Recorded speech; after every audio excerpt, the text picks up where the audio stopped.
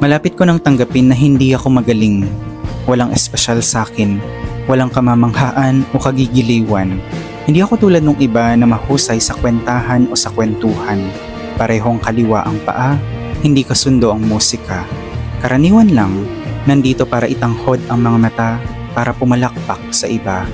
Hindi ko kailanman naranasang maging bida o una, lagi lang suporta. Laging kailangan magpakilala. Ako si ganito, kasama lang ni ano. Pagkatapos ay balik na muli sa pagiging ordinaryo. Walang maipagmalaking talento o lubhang talino o nakakabilib na kwento. Kaya't unti-unti ko nang tinatanggap na di ako magaling. Maaring marunong lang o sanay pero di ko masabing mahusay. Nahihirapan pa rin makasabay, may mga sandali pa rin ligaw sa buhay. Hindi ko pa mawari kung may patutunguhan ba tong pagiging karaniwan lang. Pero sana meron. Sana kahit papano, di ako isang tabi na lang ng mundo.